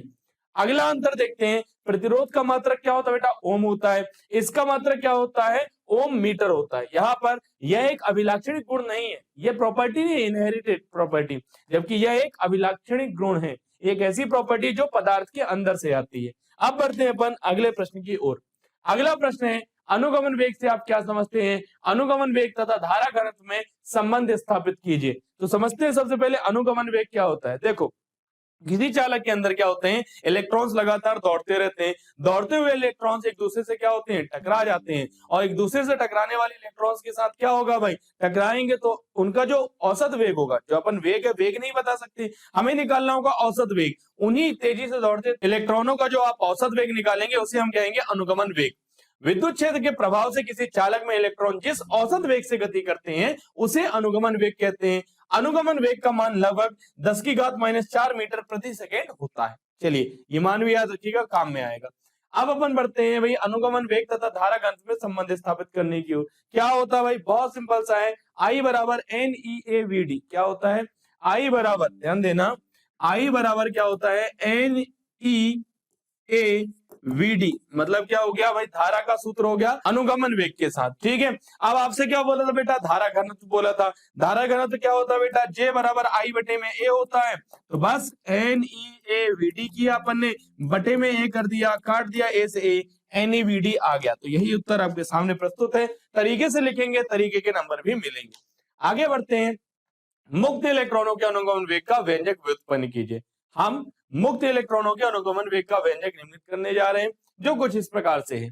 धातुओं में मुक्त इलेक्ट्रॉन आयनों के बीच खाली स्थान में उच्च ऊष्मीय वेग से अनियमित गति करते हैं। गति करते समय मुक्त इलेक्ट्रॉन बार बार धन आयनों से टकराते हैं तथा प्रत्येक टक्कर के बाद इनकी गति की दिशा बदल जाती है, जिसके कारण सभी इलेक्ट्रॉनों का औसत ऊष्मीय वेग 0 रहता है, ठीक है। औसत ऊष्मीय वेग कितना है बेटा, देखो ये सबको प्लस करके जब आप एवरेज निकालो कितना आएगा, 0 आएगा। आगे बढ़ते हैं। अब यदि धातु चालक एक विद्युत क्षेत्र E में उपस्थित है, तब इस क्षेत्र द्वारा मुक्त इलेक्ट्रॉन पर आरोपित बल का सूत्र क्या होता है, F बराबर में QE। तो अपन ने लिखा बेटा F बराबर में QE। अब Q क्या है, आवेश, आवेश की जगह पे अपन ने E लिखा क्योंकि इलेक्ट्रॉन का आवेश है, ठीक है। अब त्वरण का सूत्र क्या होता है, बहुत सिंपल, बहुत ज्यादा ही सिंपल, F बराबर ma का सूत्र जानते हैं? जी सर जानते हैं। तो a बराबर F बटे में m भी हो सकता है, ये भी जानते हैं। और m का मान क्या है बेटा? q गुणित में e बटे में क्या है? m। और q की जगह पर अपन लिखेंगे e, तो अपना आ जाता है e बटे में m। अब अपन आगे बढ़ते हैं, बिल्कुल बढ़ सकते हैं। आगे बढ़ते हुए अपन देखेंगे पूरी एक कहानी है अपने पास औसत वेग की। तो बढ़ते हैं, vd यदि अपने को निकालना है तो अपन को क्या निकालना होगा? एवरेज। अब कैसे निकालते हैं? बहुत सिंपल है। v बराबर, ध्यान देना, v बराबर u धन at होता है, ठीक है। यहाँ पर u क्या भाई? ऊष्मीय वेग, तो अपन ने u धन at1 u धन at2 लिखा है। यहाँ पर t की जगह पर हम टाउ का यूज करेंगे। t की जगह पर किसका यूज करेंगे बेटा? टाउ का, जिसे हम कहते हैं विश्रांति काल। क्या होता है विश्रांति काल? दो क्रमागत टकराव के बीच में जो समय मिल जाता है इलेक्ट्रॉन को आराम करने का, उसे हम कहते हैं विश्रांति काल, ठीक है। चलिए, अब जब अपन इसको सॉल्व करेंगे तो ये औसत अलग आ जाएगा, ये अलग आ जाएगा, तो ये अपने पास आता है ए टाउ। क्या आ रहा है? अनुगमन वेग का सूत्र है ए टाउ। अब ए का मान तुमने निकाला है? बिल्कुल निकाला है सर, ए का मान तो हमने निकाल रखा था, तो ये हो गया ई अपॉन में एम, और गुणित में क्या आ गया अपने पास? टाउ। तो ये हो जाता है ई टाउ बटे में एम। यही अभीष्ट व्यंजक है। चलिए, अब बढ़ते हैं अपन अगले प्रश्न की ओर। किसी चालक में धारा करने में, असल में धारा बहने में होना चाहिए यहाँ पर, वह विद्युत ऊर्जा तथा सामर्थ्य के व्यंजक नियमित कीजिए। तो भाई विद्युत ऊर्जा और सामर्थ्य के व्यंजक नियमित करना है, बहुत आसान सी चीज है। सबसे पहले आवेश का सूत्र आई क्यू बराबर क्या भाई? आई टी है। क्यू बराबर क्या अपने पास? आई टी, ठीक है। सिंपल सी बात है, इसी को आगे सॉल्व करते हैं अपने पास, ठीक है। किसी चालक में धारा, क्या लिखा है? धारा, तो अपन इसको करते हैं धारा प्रवाहित करने में। क्या लिखा हुआ है? धारा प्रवाहित करने में वह विद्युत ऊर्जा तथा सामर्थ्य का व्यंजक नियमित करें। क्या होगा भाई? बहुत सिंपल सी बात, W बराबर क्या होता है? V गुणित में क्या आ जाता है? Q। अब V is equal to I T, और Q का आवेश का भी अभी अपने पीछे देखा आई टी होता है, तो W इज इक्वल टू क्या हो जाएगा? V इंटू में I इंटू में T। क्या हो गया बेटा? V इंटू में I इंटू में T। अब यहाँ पर क्या करते हैं अपन? V की जगह पर V का फॉर्मूला लिखते हैं ओम के नियम से। क्या होता है? V बराबर आई आर, तो हो गया आई गुणित आर, एक और आई टी, आई और आई दो बार हो गया, तो ये हो जाएगा आई स्क्वायर और आर टी। इसे जूल का नियम भी कहते हैं वैसे, ठीक है। तो यही है आई स्क्वायर आर टी, और कार्य का सूत्र आ रहा है आपका। पावर क्या होती है, मतलब शक्ति क्या होती है? कार्य बटे में समय। जहां जहां टाइम आया वो टाइम हटा देते हैं, टाइम हटा देंगे, आई स्क्वायर आर वी स्क्वायर बटे में आर। ये अपने पास शक्ति का सूत्र आ गया, ठीक है। चलिए भाई आगे बढ़ जाएं, बिल्कुल आगे की ओर बढ़ सकते हैं। देखते हैं हमारा अगला प्रश्न क्या होगा। अगला प्रश्न है बढ़िया तरीके के 4 प्रश्न है अगले प्रश्नों में, 4 अंक के प्रश्न। सेल की विद्युत वाहक बल, टर्मिनल विभवांतर, आंतरिक प्रतिरोध में संबंध बताना है, ठीक है। और इसी प्रकार से आगे के प्रश्न है। तो चलिए पहला प्रश्न देखते हैं हमारे पास। सेल की विद्युत वाहक बल, टर्मिनल विभवांतर तथा आंतरिक प्रतिरोध में संबंध स्थापित कीजिए। क्या करना अपने को? संबंध स्थापित करना है, ठीक है। बढ़िया तरीके का आपको चित्र दिखाई दे रहा है। अब चित्र में सिंपल सी बातें हैं, बहुत ज्यादा आगे की नहीं है। हम ये कहानी आप देख पा रहे हैं, उसको देख लीजिएगा। मैं डायरेक्ट आपको सॉल्व करना सिखाता हूं, ठीक है। चलिए सबसे पहले अपन यदि बात करते हैं, या फिर पिछले टॉपिक पे जाओ, ज्यादा सही रहेगा। सबसे पहले अपन बात करते हैं, यहाँ पर अपने संबंध लिखा था, बिल्कुल लिखा था सर, तो चलिए फिर से लिख देते अपन संबंध, ठीक है। चलिए अब अपन बात करते हैं, मैं विभवांतर की बात करता हूँ। V बराबर क्या होगा बेटा? आई आर होगा, ठीक है। V बराबर क्या होगा? I R. तो I बराबर क्या हो जाएगा? यहाँ से I बराबर हो जाएगा V बटे में R। अब यदि मैं उसी हिसाब से यहाँ पर एक फॉर्मूला बनाना चाहूँ I का, तो वो क्या होगा बेटा? वो हो जाएगा अपने पास V बटे में, V की जगह पर यदि मैं कहूँ कि EMF की बात कर रहा हूँ, ठीक है, विद्युत वाहक बल की बात कर रहा हूँ, तो E, तो प्रतिरोध भी लिया जाएगा भाई दोनों R और छोटा r मिलाकर, तो ये हो जाएगा अपने पास R प्लस R। अब क्या है? दोनों ही धारा है, ये भी धारा है, ये भी धारा है, दोनों ही धारा, तो दोनों को इक्वेट क्यों ना कर दे, तो ये हो जाएगा हमारे पास V बटे में R बराबर E बटे में R धन R, ठीक है। बस इसी कॉन्सेप्ट को आगे लेकर चल रहे हैं। ये हो जाता है अपने पास V बराबर आई आर, E बराबर I R plus I R, दोनों को इक्वेट कर देते हैं, अपने पास बढ़िया सा फॉर्मूला आएगा सॉल्व करते हुए। अब बढ़ते हैं अगले प्रश्न की ओर। अगला प्रश्न है धारा विद्युत के अंतर्गत किरचॉफ के नियमों को सचित्र समझाइए, ठीक है। धारा विद्युत के अंतर्गत किरचॉफ के 2 नियम है। पहला नियम बच्चा जानता है भाई, सिंपल सा, मैं तुमसे पूछता हूँ। कहते हैं सर यहाँ से गई थी 10 एम्पियर की धारा, यहाँ से डिवाइड हो गई, कह रहे सर यहाँ से 2 एम्पियर गई, अब बताओ यहाँ से कितनी जाएगी? सर यहाँ से कहा जाए 10 गई थी 2 गई, ये तुम बता दोगे? बहुत आसानी से बता दोगे कि भाई ये 8 एम्पियर का करंट फ्लो हो रहा है ना, सीधी सी बात है ना। बस यही अपने पास किरचॉफ का प्रथम नियम है। कह रहे हैं किसी विद्युत परिपथ के प्रत्येक संधि पर मिलने वाली सभी धाराओं का बीजीय योग 0 होता है। ये क्यों बोला जा रहा है? बोले सर जो जाने वाली धारा उसको प्लस में लीजिए, ले लिया, जो लौटने वाली धारा उसको माइनस में लीजिए, माइनस का 2 एम्पियर, और माइनस का 8 एम्पियर। अब जोड़ दो, कितना हो जाएगा? 0। बस यही अपना किरचॉफ का प्रथम नियम है। अब अपन बढ़ते हैं द्वितीय नियम की ओर कि द्वितीय नियम किरचॉफ का हमारे पास क्या है। ठीक है, चलिए यहाँ पर आपको चित्र में दिख रहा है, देखो भाई आने वाली धारा और जाने वाली धाराओं के चित्र बने हुए। आगे बढ़ते हैं, चित्र में लिखा हुआ है पूरे तरीके से प्रथम नियम। ठीक है, अब अपन आते हैं द्वितीय नियम। द्वितीय नियम में बताया कि ओम का नियम क्या होता है। क्या बताया बेटा द्वितीय नियम में? आपको द्वितीय नियम में बताया कि ओम का नियम क्या होता है। सर ओम का नियम क्यों पढ़ रहे हैं? बहुत सिंपल सी बात है, आओ समझाता हूँ। ओम का नियम क्या होता है बेटा? V बराबर में IR। बोला यदि सर्किट बहुत बड़ा हो, बहुत सारे रेजिस्टर लगे हो, बहुत सारी बैटरियां लगी हो, तब क्या करो, जितना भी ये जो वोल्टेज है ना, जितना भी विद्युत वाहक वाले उसको एक तरफ जोड़ दो। बिल्कुल सर, जोड़ा जा सकता है। और जितने भी IR मिल रहे हैं ना, सबकी गुणा करो, उनको एक करो, जोड़ते चलो। तो कुल विद्युत वाहक बल कैसे आएगा? E बराबर I1 R1 धन I2 R2, और ऐसे आएगा। ये भी क्या आ जाएगा भाई? अपना आएगा E1 धन E2, और ऐसे चलता जाएगा। ठीक है, ये अपना किरचॉफ का द्वितीय नियम है।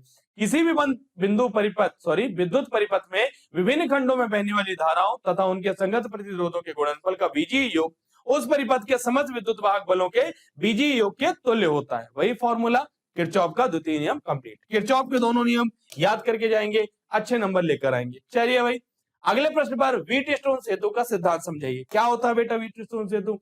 व्हीटस्टोन सेतु कुछ इस प्रकार की युक्ति है जिसमें एक अननोन प्रतिरोध, एक ऐसा प्रतिरोध जिसके बारे में मालूम ही नहीं है, अज्ञात प्रतिरोध का प्रतिरोध निकालने के लिए इसका यूज किया जाता है। तो अपने पास है P, Q, R और S, चार अपने पास प्रतिरोध लगे हुए हैं।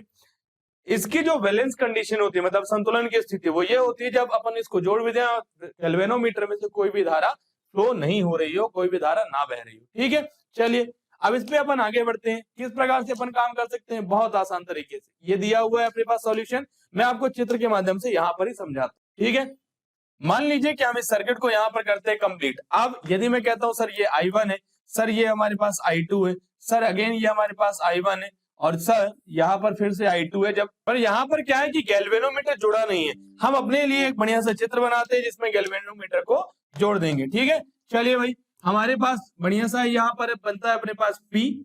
ठीक है, यहाँ पर अपने पास बनता है Q, फिर इसके बाद यहाँ पर बनता है अपने पास R, और इसी प्रकार से यहाँ पर अपने पास बनता है S। ठीक है, बहुत सिंपल सा डायग्राम बना रहा हूं ताकि जल्दी से हम इसे कंप्लीट कर सके। ठीक है, यदि जाने वाली धारा है अपने पास I1 और ये धारा है अपने पास I2, तो बेटा यहाँ से जो धारा जाएगी वो होगी IG, और ये यदि 10 एम्पियर गई, 2 एम्पियर यहाँ, तो बचे कितनी? 8। कैसे निकालेंगे? हम कहेंगे सर I1 में से IG माइनस करेंगे। ठीक है, अब एक बंद लूप के बारे में कहानी क्या थी? एक बंद लूप के बारे में कहानी ये थी कि जितनी भी अपने पास धारा और प्रतिरोध मिल रहे हैं उनको गुणा करते जाओ। I1 का किससे गुणा हो जाएगा बेटा? I1 का गुणा हो जाएगा P से। यहाँ पर IG का जब G से गुणा होगा तो धारा तो बहेगी नहीं, संतुलन की स्थिति में उसको शून्य मानता हूँ। विपरीत दिशा में आ रहा हूं तो माइनस I2 इंटू में R और इक्वल में 0। क्यों इक्वल में 0 लिख लिया भाई? बराबर में शून्य इसलिए लिखा क्योंकि कोई बैटरी लगी हुई नहीं है बीच में। ठीक है, ऐसे इसका क्या आएगा हमारे पास? यदि इस लूप को लेकर चलते हैं तो ये हो जाएगा I1Q, माइनस में क्या आ जाएगा अपने पास? I2S। बस इसको उस तरफ ट्रांसफर कर दीजिए, ये बराबर में आ जाएंगे, और अब काट देंगे तो आराम से P अपॉन Q बराबर R/S की स्थिति प्राप्त कर लेंगे। सॉल्यूशन आपके सामने लिखा हुआ है, तरीके से कॉपी कीजिएगा, तरीके से याद कर लीजिएगा, और बड़ी अच्छे तरीके के नंबर भी लेकर आइएगा। अगला प्रश्न है, किसी चालक की प्रतिरोधकता का व्यंजक मुक्त इलेक्ट्रॉन घनत्व तथा विश्रांति काल के पदों में व्यक्त कीजिए। चलिए कोई दिक्कत वाली बात नहीं है, प्रतिरोधकता ही निकालना है ना। देखो सूत्र क्या है हमारे पास? I = NEAVD। ठीक है, यहाँ पर E बराबर क्या दिया है? V/L, ये भी आपको मालूम है। बस इन्हीं मानों का उपयोग करते हैं और बढ़ जाते हैं आगे। अपने पास VD का मान होता है EE/M। क्या होता है भाई? VD का मान अपन ने देख चुके हैं, पहले ही देख चुके हैं, कोई दिक्कत वाली बात नहीं है। ये होता है अपने पास EE टाउ बटे में क्या होता है? M। अब E क्या है? V/L, तो अपन ने लिखा EV टाउ बटे में M, और इंटू में क्या आ गया अपने पास? L आ गया, ये यहाँ पर। ठीक है, फिर NEAVD, आपको धारा का सूत्र मालूम होगा? बिल्कुल मालूम है सर। I बराबर NEAVD होता है, VD का मान यहाँ से ये हो जाएगा EV टाउ, और बटे में क्या आ जाएगा अपने पास? M गुणित में L। ये यहाँ पर धारा का भी अपन ने मान रख दिया। ठीक है, चलो भाई आगे बढ़ते हैं, बिल्कुल बढ़ सकते हैं। आगे बढ़ेंगे, NE²AVML और टाउ साथ में लिखे हुए हैं, ML डिवाइड में। अब यदि मुझे प्रतिरोध निकालना तो V/I करना होगा। इसको नीचे ले जाऊं, ML ऊपर ले जाऊं, लो भाई प्रतिरोध का बढ़िया तरीके से सूत्र आ जाता है हमारे पास, जो है हमारे पास m बटे में n e square tau l बटे में a। अब वही प्रतिरोधकता का सूत्र मालूम है r बटे में l, उसमें मान रख देते हैं। लो भाई अपना आंसर आ गया प्रतिरोधकता का। ठीक है, तो इस प्रकार से अपने सारे आंसर आ चुके हैं। अब हम बढ़ रहे हैं अगले प्रश्न की ओर जिसमें लिखा है गतिमान आवेश और चुंबकत्व। ठीक है, पहला प्रश्न और उसके उत्तर आपको सामने ही दिखाई दे रहा है। उत्तर तो सामने दिखाई दे रहा है, लेकिन यदि आप ध्यान दें तो यह है हमारा बढ़िया सा एक आंकिक प्रश्न। ठीक है, यदि ध्यान दें तो आंकिक प्रश्न आते रहे हैं, आते रहेंगे, इसलिए इन आंकिक प्रश्नों की भी प्रैक्टिस कीजिएगा अपनी अर्धवार्षिक साथ ही साथ वार्षिक परीक्षा के लिए।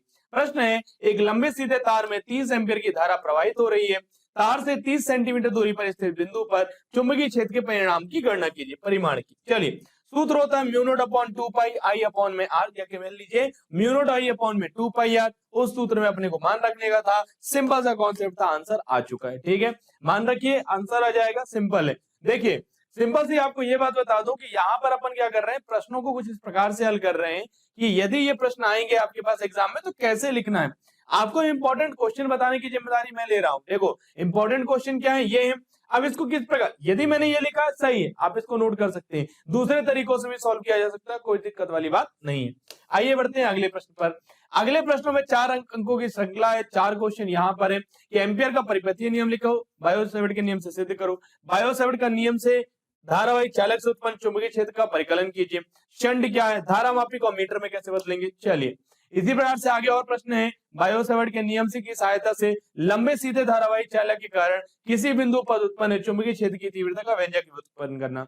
किसी धारावाही वृत्ताकार कुंडली के अक्ष पर स्थित किसी बिंदु पर चुंबकीय क्षेत्र की तीव्रता का व्यंजक निम्न करना तथा 2 समांतर धारावाहिक चालकों के मध्य लगने वाले बल की गणना कीजिए तथा इसके आधार पर एम्पियर के परिपथीय नियम की शुरुआत कीजिए। ठीक है, तो चलिए करते हैं आगे शुरुआत एम्पियर का परिपथीय नियम से। एम्पियर ने परिपथीय नियम दिया था इसी प्रकार से जैसे कि अपने पास फ्लक्स का सूत्र आता था।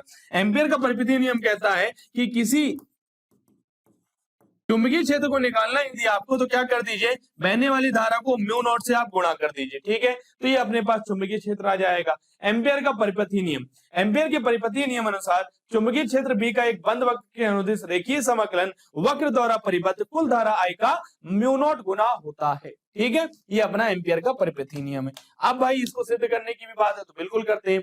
मान लीजिए हमारे पास इस प्रकार से वृत्ताकार कुंडली है, अब इसमें से बह रही है धारा आई। ठीक है, क्या कर सकते हैं अपन, बहुत अच्छे तरीके से बायो-सेवर्ट का नियम लगा सकते हैं। क्या लगाया अपन ने, B D L sine theta वाला कॉन्सेप्ट। ठीक है, यहाँ पर म्यू नॉट आई अपॉन में 2 पाई आर होता है किसी भी वृत्त के केंद्र पर। ठीक है, अब यहाँ पर यदि अपन सॉल्व करते जाएंगे धीरे धीरे सॉल्व करते हुए अपना उत्तर आ जाएगा म्यू नॉट आई। इस प्रकार से आप इसे हल कर सकते हैं, उत्तर आपके सामने दिया हुआ है। ठीक है, चलिए भाई आप बढ़ते हैं आगे, देखते हैं अगला प्रश्न क्या है हमारे पास। अगला प्रश्न है, बायो-सेवर्ट के नियम के आधार पर किसी धारावाहिक चालक से उत्पन्न चुंबकीय क्षेत्र का परिकलन कीजिए। बहुत अच्छा सवाल, 4 नंबर में कभी कभी टकरा सकता है। क्या है भाई, सिंपल सी बात है, जो चुंबकीय क्षेत्र होता है वो बहने वाली धारा के अनुक्रमानुपाती होता है। ठीक है, जो चुंबकीय क्षेत्र होता है वो धारा अभी अब डीएल के भी अनुक्रमानुपाती होता है, जितनी लंबी तार उतना ज्यादा चुंबकीय क्षेत्र है। साथ ही साथ ये साइन थीटा के भी अनुक्रमानुपाती होता है। एक ही चीज के व्युत्क्रमानुपाती होता है, वो होता है डीवी व्युत्क्रमानुपाती है आर स्क्वायर के। ठीक है, इन सबको यदि अपन मिला दे तो ये हो जाएगा डीवी अनुक्रमानुपाती I D L sine theta और बटे में आर स्क्वायर। आपको पता है अनुक्रमानुपाती का निशान हटाने के लिए हम क्या करते हैं, बढ़िया से नियतांक लगाते हैं। इस बार का नियतांक हो जाएगा म्यू नॉट अपॉन में 4 पाई और बाकी चीजें सेम। ठीक है, तो ये हो जाएगा हमारे पास डीबी बराबर म्यू नॉट बटे में 4 pi I D L sine theta बटे में आर स्क्वायर। बस यही बायो-सेवर्ट का नियम है। अब इसको थोड़ा तरीके से डिजाइन से जमा कर, जैसे ये वायर थोड़ा सा टेढ़ा बनाया हुआ है, आप वायर को थोड़ा सा और इस प्रकार का बनाएंगे, उत्तर आपके सामने आ जाएगा। ठीक है, चलिए भाई उत्तर वैसे तो आपके सामने दिया हुआ है, आप इसे नोट कर सकते हैं, बढ़िया तरीके से स्क्रीनशॉट ले लीजिए। और साथ ही साथ बता दूं, ऐप पर यदि आप अरिविहान का बढ़िया सा ऐप डाउनलोड करते हैं, उस ऐप पर आपको इसकी पीडीएफ भी मिल जाएगी। ठीक है, चलिए भाई पढ़ाई करते हैं आगे और देखते हैं अपने इंपॉर्टेंट क्वेश्चन। वही मिला के लिख दिया I D L sine theta upon R square mu not upon 4 pi क्या लिया, नियतांक, उसका मान भी बता दिया कितना होता है 10 की घात -7। अब बात करते हैं शंट क्या है। शंट किसे कहते हैं, शंट के मान हेतु आवश्यक व्यंजक स्थापित कीजिए। शंट क्या है, शंट एक अत्यंत अल्प प्रतिरोध का तार होता है जिसे गैल्वेनोमीटर के साथ समांतर क्रम में लगा देने पर यह अमीटर में परिवर्तित हो जाता है, साथ ही साथ इसमें कुछ क्षति नहीं होती है। ठीक है, ये हमारे पास शंट है। शंट क्या है? एक अल्प प्रतिरोध का वायर है, तो तार ही लेकिन बहुत कम प्रतिरोध का। ठीक है, गैल्वेनोमीटर के साथ समांतर क्रम में लगा दिया ताकि उस पर कोई हानि ना हो, कोई दिक्कत वाली बात ना हो। अभी ध्यान देना, यदि मैं कहूँ भाई वोल्टेज क्या होता है, आप बोले सर V = IR होता है, तो अपन का I, और यदि यहां से बात करें तो ये हो जाएगा IG गुणित में R, मतलब कि गैल्वेनोमीटर का प्रतिरोध। यहां से यदि अपन बात करें तो ये हो जाएगा सर I माइनस IG। ठीक है, जिसको अपन ने IS शंट लिखा है, हम इसको कह सकते हैं I माइनस IG। ठीक है, बिल्कुल कहा जा सकता है। तो I माइनस IG और गुणित में क्या आ जाएगा अपने पास? S आ जाएगा। बस इसको सॉल्व करते जाएंगे इस प्रकार से और हल अपने सामने आता जाएगा। ठीक है, अपने पास तुल्य प्रतिरोध का बढ़िया तरीके से सूत्र आएगा कुछ इस प्रकार से। ठीक है, यहां पर अपने पास तुल्य प्रतिरोध का, शंट के प्रतिरोध का सूत्र आ गया G/N-1। ठीक है, सामने बढ़िया तरीके का उत्तर दे रखा है, बढ़िया तरीके से देख लीजिए सारी चीजें, कोई दिक्कत वाली बात नहीं है। आगे बढ़ते हैं, अगला प्रश्न है धारा मापी को अमीटर में कैसे परिवर्तित कर सकते हैं। धारा मापी को अमीटर में परिवर्तित करने के लिए उसके साथ समांतर क्रम में एक अल्प प्रतिरोध का, बहुत कम प्रतिरोध का तार लगा दीजिए, जिसे हम कहते हैं शंट। ये किसमें परिवर्तित हो जाएगा भाई? अमीटर में परिवर्तित हो जाएगा। ठीक है, चलिए देखते हैं। धारा मापी को समांतर क्रम में उचित मान का अल्प प्रतिरोध शंट जोड़ देने से वह संगत परास के अमीटर में बदल जाता है। पूरा चित्र अनुसार दिया हुआ है, आगे देखते हैं। ये अपने पास फॉर्मूला है। ठीक है, चलिए आगे बढ़ा जाए। बिल्कुल, बायो-सैवर्ट के नियम की सहायता से एक लंबे सीधे धारावाही चालक के कारण किसी बिंदु पर उत्पन्न चुंबकीय क्षेत्र की तीव्रता का व्यंजक व्युत्पन्न कीजिए।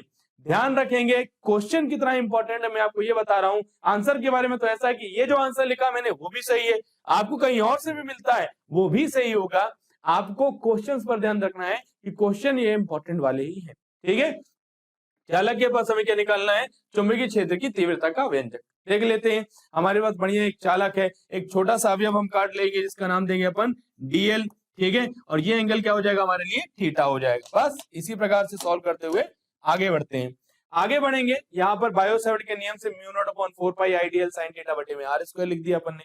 बस इसी के मान रखते हैं धीरे धीरे। यदि वो जो dB है, dB क्या है? अल्प चुंबकीय क्षेत्र की तीव्रता। यदि मुझे पूरी निकालनी तो क्या करना पड़ेगा? समाकलन। ये अपन ने जोड़ दिया, कहां से? 0 से लेकर पाई तक। ऐसा क्यों किया बेटा? यहाँ 0 से लेकर पूरा पाई तक, पूरा जो राउंड घूमेगा उसके कारण। ठीक है, चलिए 0 से लेकर पाई तक अपन ने समाकलन किया, μ0/4 बाहर आ जाएगा, IDL बटेगा x² भी बाहर आ जाएगा। क्या बचेगा अंदर? Sine theta. तो इनको थोड़ा थोड़ा परिवर्तित करेंगे। ठीक है, इनको किस प्रकार से परिवर्तित करेंगे ये देख लीजिए बेटा। यहाँ पर L का थीटा के सापेक्ष अवकलन करने पर ये सारी चीजों का ध्यान जब आप रखेंगे, परिकलन करेंगे, अवकलन करेंगे, तो अपने पास इस प्रकार से फॉर्मूले बनते जाएंगे। सबका मान रखिएगा, ये अपने पास सीधा सीधा फॉर्मूला है। 0 से पाई तक cos थीटा का कर दिया अपन ने समाकलन। ठीक है, उसके बाद क्या आता है? अंतिम उत्तर है μ0I/2πr। क्या है? μ0I/2πr। अत्यंत सरल सीधा सा सॉल्यूशन, सामने उत्तर लिखा हुआ है, नोट करते चलेंगे। और इंपॉर्टेंट क्या है? इंपॉर्टेंट है क्वेश्चन, ना कि आंसर। आंसर तो इसलिए बता रहा हूं क्योंकि कई बार होता है बेटा कि प्रॉब्लम होती है, दिमाग में क्या आता है? सर क्वेश्चन तो पता है, आंसर कैसे लिखेंगे? लो भाई, इस बार आपके सामने आंसर भी है। ठीक है, चलो आगे बढ़ते हैं। किसी धारावाही वृत्ताकार कुंडली के अक्ष पर स्थित किसी बिंदु पर चुंबकीय क्षेत्र की तीव्रता का व्यंजक निम्नित कीजिए। ये भी प्रश्न इंपॉर्टेंट है। धारावाही कुंडली के अक्ष पर, देखो बेटा ये कुंडली है अपने पास, इसके अक्ष पर यहाँ पर हमें चुंबकीय क्षेत्र की तीव्रता का व्यंजक निम्नित करना है। सीधे सीधे अपन फॉर्मूलों पर आते हैं।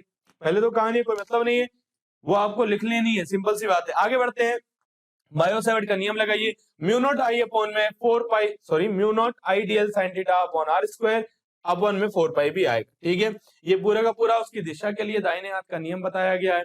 आगे बढ़ते हैं, देखते हैं क्या हो जाएगा। सबको समाकलन करना, अपन ने यहाँ पे समेशन का निशान लगाया, किसका? समेशन का निशान लगा दिया है। ठीक है, अपन इंटीग्रेशन भी कर सकते हैं। इंटीग्रेशन करते करते करते करते जैसे आप आगे बढ़ेंगे, सबके मान रखते जाएंगे और आपका उत्तर आपके सामने होगा μ0/4π 2πHI/r²। यहाँ पर n है, NI/r² बटे में क्या? r² + x² की घात 3/2। यदि आप तरीके से इसे हल करेंगे तो आपके उत्तर आपके सामने होंगे। अब देखते हैं हमारा अगला प्रश्न। अगला प्रश्न हमारे पास, दो समांतर धारावाही चालकों के मध्य लगने वाले बल की गणना कीजिए तथा इसके आधार पर एम्पियर की परिभाषा दीजिए। लो भाई, बल के बारे में चर्चा करनी है। ये लो दो तरीके के बल हो जाते हैं हमारे पास।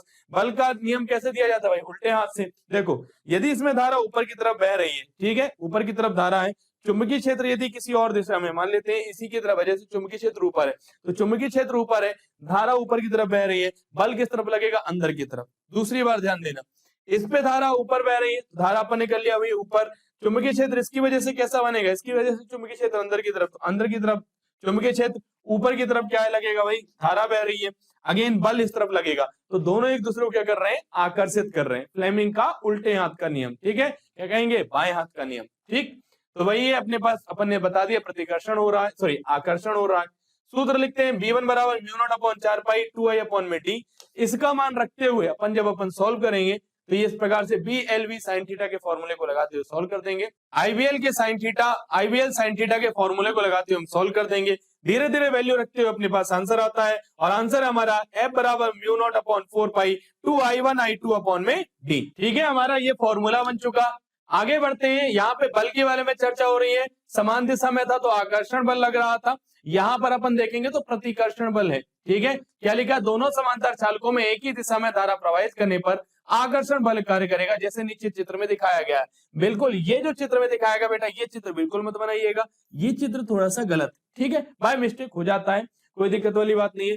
आकर्षण नहीं, यहाँ पर क्या होगा भाई, प्रतिकर्षण बल लगेगा यदि धारा विपरीत दिशा में बह रही हो। यदि अपन विपरीत दिशा में, यह चित्र कब सही हो जाएगा भाई, जब एक में धारा इस दिशा में, दूसरे में धारा विपरीत दिशा में बह रही हो, तो क्या लगेगा, प्रतिकर्षण बल। तो इसे हम क्या बोल देंगे, प्रतिकर्षण बल। और आकर्षण बल का चित्र आपको सामने ही मैं दिखा चुका हूं, है ना, बिल्कुल सही तरीके से। चलिए, इस पर नोट बिल्कुल नहीं लेना है कि स्क्रीनशॉट ले लिए सर ये तो गलत बता दिया आप। बिल्कुल इसको मैंने क्लियर किया है कि ये जो है प्रतिकर्षण बल के लिए चित्र है। ठीक है, किसके लिए, प्रतिकर्षण बल के लिए चित्र है। आगे बढ़ते हैं, प्रतिकर्षण बल, दोनों समांतर चालकों, इसी का वो चित्र बना हुआ है, दोनों समांतर चालकों में एक दूसरे के विपरीत दिशा में धारा प्रवाहित होने पर प्रतिकर्षण का बल कार्य करेगा। एक नंबर के हिसाब से भी काम में आ सकता है, यदि धारा विपरीत दिशा में बह रही हो तो कैसा बल लग रहा होगा, प्रतिकर्षण का। सीधा सही हिसाब है, वही फ्लेमिंग का उल्टे हाथ का नियम लगा लीजिएगा, बाएं हाथ का। क्या होगा भाई, आओ समझा देता हूं। क्या होगा, हमारे पास एक वायर इस प्रकार से धारा और एक वायर में नीचे की तरफ धारा। आप सबसे पहले तो धारा चुंबकीय क्षेत्र की दिशा, अंगूठा ऊपर हाथ अंदर, चुंबकीय क्षेत्र किस तरफ होगा, अंदर की तरफ। लो भाई, करंट किस तरफ होगा, नीचे की तरफ। बल किस तरफ लगा रहा, अंगूठे की तरफ, उल्टी दिशा में। यहां पर ध्यान देंगे, यदि इसकी वजह से मैं बात करता हूं तो, क्योंकि धारा नीचे बह रही है, चुंबकीय क्षेत्र किस तरफ होगा, अंदर की तरफ। चुंबकीय क्षेत्र कहां है, अंदर की तरफ। धारा किस तरफ, ऊपर की तरफ। अंगूठा किस तरफ आ रहा, विपरीत दिशा में, तो बल इस तरफ, मतलब क्या होगा, प्रतिकर्षण। मतलब विपरीत दिशाओं में जब धारा प्रवाहित होती है तो प्रतिकर्षण होता है, समान दिशा में यदि धारा प्रवाहित होती है तो आकर्षण होता है। ठीक है, वही। अब अपने पास 1 एम्पियर की परिभाषा पूछी गई थी, लो भाई बता देते हैं। 1 एम्पियर विद्युत वह धारा है जो निर्वात अथवा वायु में परस्पर 1 मीटर की दूरी पर स्थित 2 त्रिज्यरेखीय लंबे व समांतर तारों में प्रवाहित होने पर प्रत्येक तार की प्रति लंबाई पर 2 × 10⁻⁷ न्यूटन का बल उत्पन्न करती है। और ये परिभाषा कहां से आई थी भाई, हमारे बढ़िया से प्यारे से सूत्र से आ गई। ठीक है, चलो अब अपन आगे बढ़ते हैं और देखते हैं अब क्या बचा है। अब कुछ नहीं बचा है, अब हमारे पास आया है 5वां पार्ट। ठीक है, अब हम बात करने जा रहे हैं 5वें पार्ट की। 5वें पार्ट में हम करेंगे बढ़िया से चीजों की तैयारी। इंपॉर्टेंट क्वेश्चन का वीडियो देख लिया क्या, आधा ही था? अरे अरिविहान आपको हाफ ईयरली की आधी तैयारी थोड़ी कराएगा, हम कराएंगे आपको हाफ ईयरली की पूरी तैयारी, जो कि मिलेगी आपको अरिविहान एप्लीकेशन पर। वहां पर notes, time table, practice test तो मिलेगा ही, मैथ्स की फॉर्मूला शीट, केमिकल के रिएक्शन बुकलेट और बायोलॉजी के लिए माइंड मैपिंग टेक्निक का यूज करके हमने बनाया है हाफ ईयरली का बेस्ट कोर्स, जो आपको मिलेगा 100% फ्री। तो लिंक डिस्क्रिप्शन में है, अरिविहान एप्लीकेशन डाउनलोड कर लीजिए और हाफ ईयरली की तैयारी में लग जाइए।